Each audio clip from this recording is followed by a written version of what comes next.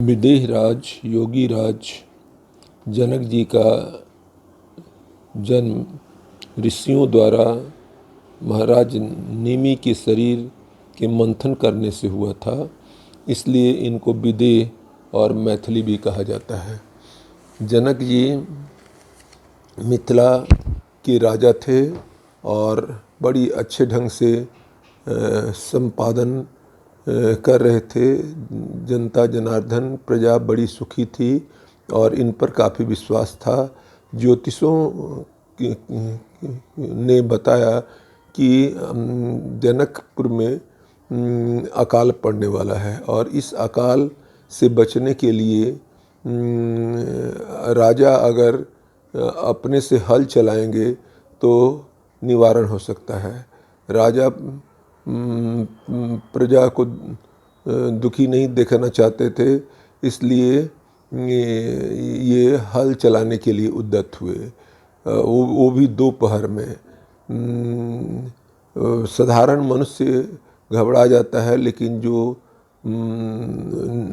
इतिहास के निर्माण करने वाले होते हैं वे छोटी छोटी चीज़ों से नहीं घबराते हैं, कठिनाइयों को गले लगाते हैं। दिनकर जी ने कहा है कि जब विघ्न सामने आते हैं कायर को ही डहराते हैं, सुरमा नहीं विचलित होते, क्षण एक नहीं धीरज खोते, कांटों में राह बनाते हैं, विघ्नों को गले लगाते हैं। आज जब मनुष्य जोड़ लगाता है तो कोई चीज़ असंभव नहीं है। उन्होंने ही कहा है कि जब मानव जोड़ लगाता है पत्थर पानी बन जाता है। जब फूल पिरोए जाते हैं हम उनको गले लगाते हैं। मेहंदी जब सहती है प्रहार, बनती ललनाओं का श्रृंगार। ये उद्यत हुए हर को चलाने के लिए। भी दोपहरिया में थोड़ा दूर हल चला होगा कि हल का अगला भाग एक घड़ा से टकराया और देखा गया घड़ा में तो अनिग्न छोटी सी परी थी, उसको लाया गया और फिर उस जनक जी उसे पुत्री के रूप में स्वीकार किए। उसका नाम आगे जाके सीता पड़ा। ये गजब की सुंदरी थी और महालक्ष्मी की स्वरूपा थी। इनके आने से ही अकाल पकाल खत्म हो गया और समृद्धि बढ़ने लगी। जनकपुर का विकास हर दृष्टिकोण से रात दूनी दिन चौगुनी बढ़ने लगी। हर क्षेत्र में वृक्ष फलों से लद गया, नदियाँ बढ़िया से बहने लगी, हल्का हल्का पवन चलने लगा और समृद्धि दिनों दिन बढ़ती जा रही थी। देवता लोग भी देख के अचंभित थे कि क्या है जनकपुर। इस तरह से जनकपुर का इधर विकास हुआ। अब हम चले कल जो हम लोग पहले के प्रकरण में विश्वामित्र को जनकपुर में विश्राम करने के लिए छोड़ दिए थे। अभी श्री राम जी विश्वामित्र से बोलते हैं कि ये लक्ष्मण जो है ना, इसकी इच्छा है कि थोड़ा सा नगर को घूमे और देखें। विश्वामित्र ने कहा कि जाओ तुम लोग नगर घूमो ताकि लोग तुम्हारा दर्शन करके लाभान्वित हों। और राम अपने छोटे भाई लक्ष्मण को लेके चले। उनके समकालीन लड़के जो जनकपुर के थे साथ साथ हो गए और ये दोनों की जोड़ी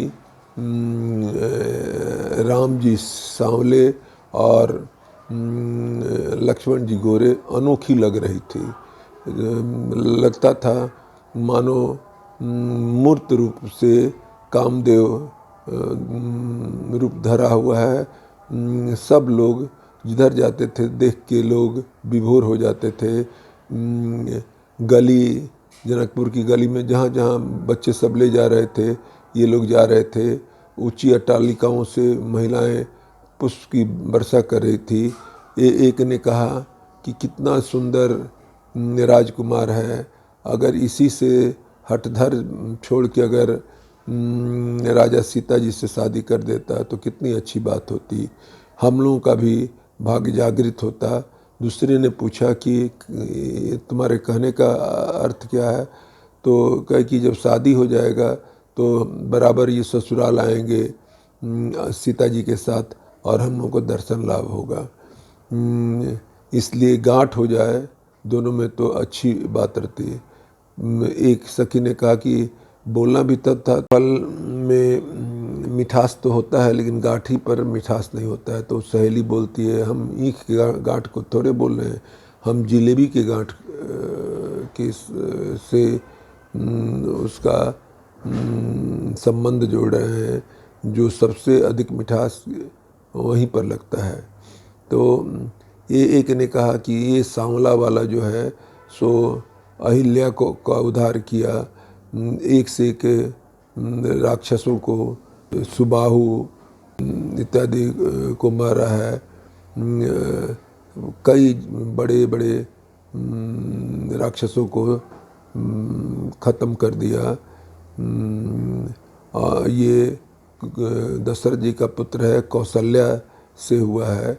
और छोटा वाला जो है सुगोरा वाला सुमित्रा जी का बेटा है। ये बड़ा सुंदर लग रहा है।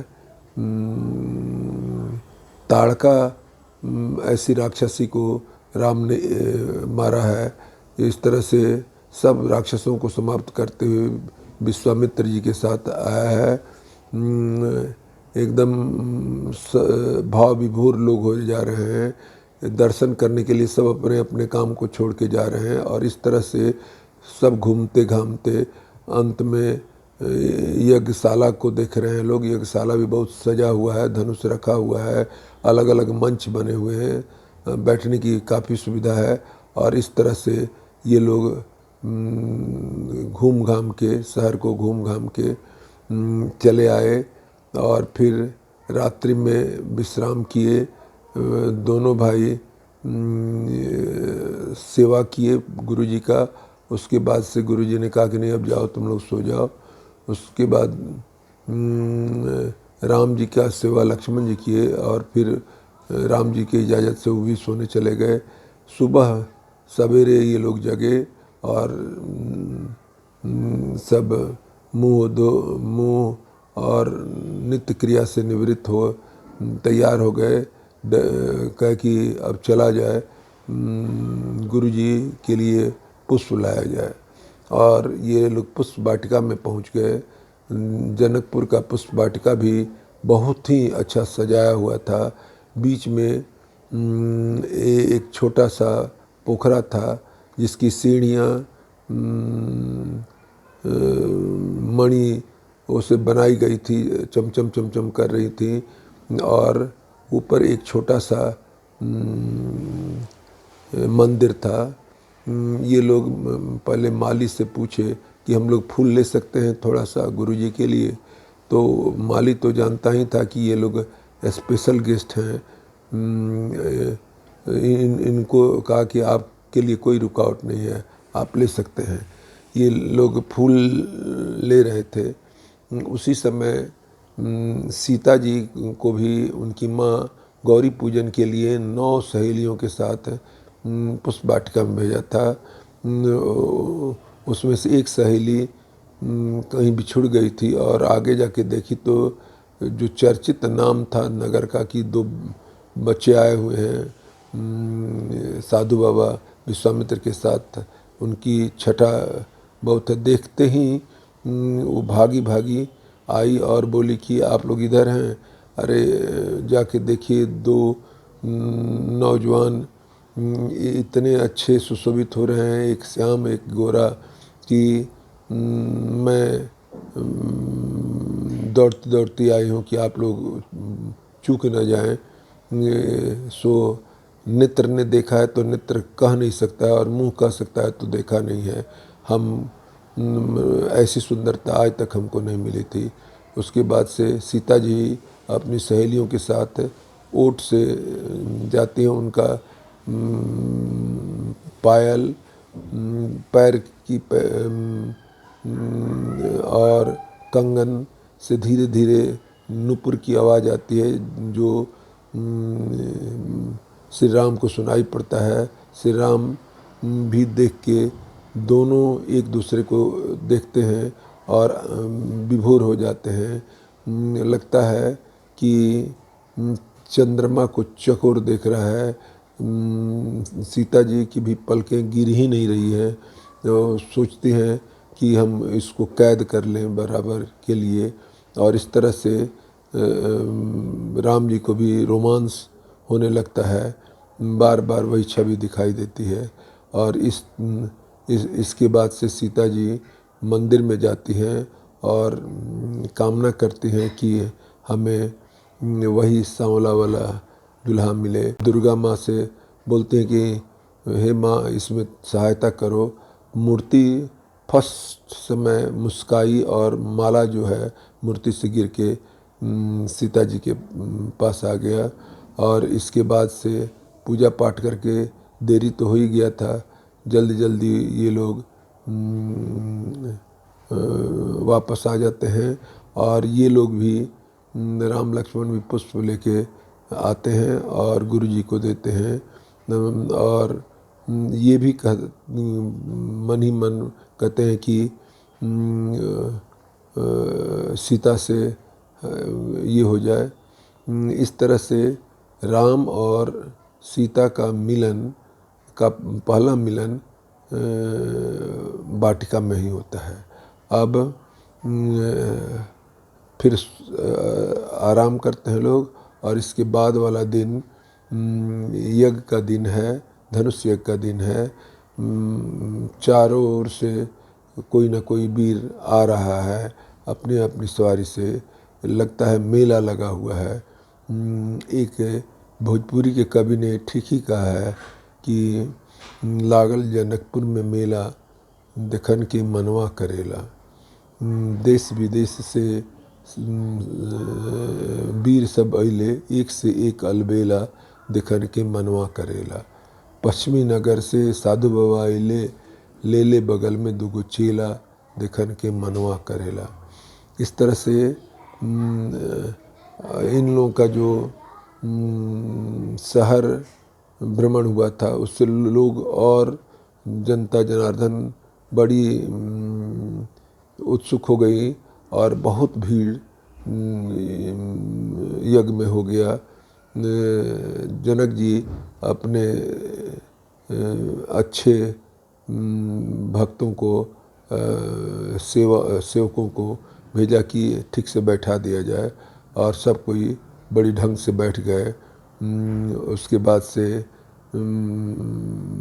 पुरोहित जी आते हैं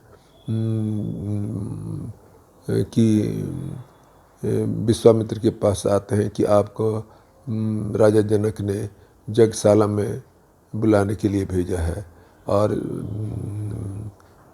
ये जो हैं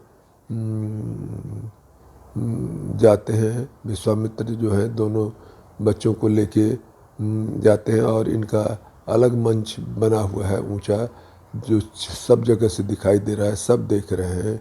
भगवान की सूरत को देख के सब भी मोहित हैं और कहते हैं कि कुछ लोग कहते हैं कि कल फूल तोड़ने में दोनों बालकों को नवंबर माह में पसीना आ गया, कितने कोमल और कितने सुंदर हैं। कुछ लोग को भयानक लग रहे थे। तुलसीदास जी ने एक ही लाइन में कहा है कि जाकी रही भावना जैसी, प्रभु मूरत देखिन तिन तैसी। जिसकी जैसी भावना है वैसे रूप से वो दिखाई दे रहे हैं। उद्घोषणा की गई उद्घोषकों के द्वारा कि ये शर्त है, और इसका कारण भी है, शर्त का ये है कि सीता जी की अपनी खास बहन उर्मिला है और उधर उनके जनक जी के भाई की दो लड़कियां मांडवी और श्रुतिकीर्ति, ये चारों बहन एक दिन गेंद खेल रहे थे, लोग गेंद फेंका फेंकी। सीता जी ने गेंद फेंका और नहीं रुक सकी, वो चला गया एक घर में। तो ये लोग बोला कि तुम ही फेंकी हो, तुम ही लाओ। तो सीता जी गई वहाँ पर, तो वो चला गया था यज्ञ एक घर में जिसमें धनुष रखा था, पूजा वाला घर। उसको सीता जी देखी कि घास इत्यादि बहुत हो गया है, वो एक हाथ से धनुष उठाई और सब सफाई कर दी। दूसरे दिन जनक जी गए तो देखे कि ये कौन किया है, तो सीता ने तो कहा कि जिस धनुष को इतना आसानी से उठा ली, जिसको उठाने के लिए कितने हाथी, कितने पहलवान, क्रेन इत्यादि किया जाता था, ये तो बहुत शक्तिशाली हैं। इसलिए उन्होंने कह दिया कि जो इसको तोड़ेगा उसी से इसकी शादी होगी। उसी क्रम में आज यहाँ उद्घोषणा होती है कि जो धनुष तोड़ेगा उसी से सीता का विवाह होगा।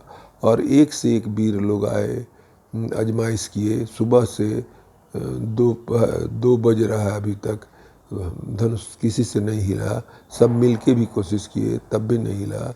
अंत में जनक जी फिर खड़ा होते हैं और कहते हैं कि मैं नहीं जानता था कि धरती वीरों से खाली है। अगर ऐसा रहता तो मैं इस तरह की प्रतिज्ञा नहीं करता। अब तो मैं अगर नहीं मानता हूँ तो कर्तव्य से च्युत होऊंगा। अगर लगता है कि मेरी बेटी अविवाहित ही रह जाएगी। इतना कहना था कि और तो कोई नहीं है। लक्ष्मण जी की आंख फड़कने लगी, मुंह लाल हो गया और गुस्सा से वो बोले कि आप इस तरह की उद्घोषणा कैसे कर दिए। कोई भी सूर्यवंश का एक भी बालक रहे तो इन छोटी छोटी कामों के लिए काफ़ी है। मैं धृष्टता नहीं कर रहा हूँ और कुछ अधिक नहीं बोल रहा हूँ। मेरे गुरुजी और भैया का आदेश हो जाए तो अभी पृथ्वी को हम उठा के घड़ा ऐसा आपके सामने फोड़ सकते हैं, मंदराचल पर्वत को खींच के ला सकते हैं। और ये धनुष क्या, इसको तो कुकुरमुत्ता की तरह तोड़ सकते हैं। अंत में ये बात जनक जी को भी लगा कि हमको नहीं कहना चाहिए था, गलती हो गया। और सीता जी भीतर ही भीतर खुश हो रही थी। भगवान ने इशारा करके लक्ष्मण जी को बुला लिया और कहा कि बैठो। उसके बाद से विश्वामित्र आदेश देते हैं कि उठो राम और धनुष को भंग करो, ताकि मिथिला नरेश को जो सता रहा है ख़त्म हो। भगवान उठते हैं और गुरु जी को प्रणाम करके चलते हैं। धनुष का 4 बार परिक्रमा किए, अपने पितरों इत्यादि को याद किए और उसके बाद से धनुष उठा के उस पर चढ़ाए। धनुष टूट गया और उसको फेंक दिए। इतना ये काम क्षण में हुआ कि कोई देखा नहीं, लेकिन आवाज़ बहुत कस की हुई। और एक ने कहा धनुष से कि बड़ी घमंड करते थे, टूट गए ना। धनुष ने कहा कि टूट गए, लेकिन 2 आदमी जुट भी तो गए। अगर मैं नहीं टूटता तो सीता और राम जुटते कैसे। इसके बाद से सखियों ने सीता जी जो बरमाला लेके खड़ी थी, अत्यंत सुंदर लग रही थी। वो सखियाँ इन लोगों को ले आके अपने साथ सीता जी को लाके बरमाला राम जी को पहनाते हैं, राम जी सीता जी को। और यहाँ पर ऐसा ही हो रहा था कि अचानक आवाज़ सुनाई दी, परशुराम जी आ गए। परशुराम जी को जनक जी और विश्वामित्र ने प्रणाम किया। उसके बाद से कहे कि यह भीड़ किस चीज़ की है। जनक जी ने बताया कि ये यज्ञ हो रहा था। खैर उसके बाद से सीता जी चली आई, राम जी वहीं थे। वो कहा कि शिव धनुष को किसने तोड़ा। ये उसकी मौत आ गई है, मैं उसको ख़त्म कर दूंगा, बताइए किसने तोड़ा। जनक जी से कहा। जनक जी चुप। इधर विश्वामित्र भी चुप हैं। उनके कहे फिर परशुराम जी बोले, मैं क्षत्रियों का कई बार संहार कर चुका हूँ, जो है उसको मैं तुरंत ख़त्म कर दूंगा। कैसे ही हिमाकत किया कि इस धनुष को तोड़ दिया। कह ही रहे थे कि फिर लक्ष्मण जी लाल बबूला हो गए, क्योंकि किस बात ये धनुष ये यही तो अपने आप इतना कमज़ोर था कि हद से ज़्यादा अपने आप टूट गया है। सो आप इस तरह की बात क्या करते हैं कि क्षत्रियों को विहीन कर दिया। सो आप जानते हैं यहाँ कौन कौन है। उसके से परशुराम जी और बिगड़ गए कि इसका काल लगता है कि नाच रहा है, हम अभी इसको समाप्त कर देते हैं फलाना। और भूत हो गए। तो राम जी बड़े कोमल स्वर से बोले कि इसका तोड़ने का गलती मैंने की है, इसलिए मुझको सजा दीजिए। नाहक उस बालक पर खिसला रहे हैं, क्योंकि बालक है वो जहर भरा हुआ है। खैर राम जी फिर से बोले कि हमारे और आप में कोई अंतर नहीं है, मेरा भी नाम राम है और आपका भी नाम परशुराम है, परशु बढ़ा हुआ है। परशुराम जी को लगता है कि विष्णु का अवतार हो गया है। अपने असमंजसता को दूर करने के लिए एक धनुष से श्री राम को दिए, धनुष तुरंत श्री राम चढ़ा दिए। फिर उनको हो गया कि ये तो विष्णु के अवतार हैं, और फिर ठंडा हो गए। भगवान राम ने कहा कि एक बार धनुष पर चढ़ जाता है तो हम लोगों का तर्कस वापस नहीं आता। सो बोलिए क्या करें आपके साथ। तो बोले परशुराम जी कि मुझे और भविष्य में भी आने जाने का गति रहे, सहायक होगा। हमारा जो है सो भक्ति जो इतना बढ़ गया था, जिसके कारण हमको घमंड हो गया था, उसको चूर कर दिया जाए। भगवान ऐसे ही किए और इसकी वजह से परशुराम जी वहाँ से चले गए। और सब लोग आए, बड़े लोग, और सब मिलके यही कहा कि ठीक है, धनुष तो रखा गया था कि धनुष जो तोड़ेगा उससे सीता का विवाह होगा, सीता का बरमाला तो हो गया, लेकिन खबर अयोध्या भेजी जाए और वहाँ से सगे संबंधियों के साथ दशरथ जी आएँ तो फिर से विधिवत विवाह की प्रक्रिया होगी। और यह कह के आज का मंतव्य यहीं समाप्त किया जा रहा है। अब लक्ष्मण का चरित्र का अगला भाग बाद में दिया जाएगा। जय श्री राम।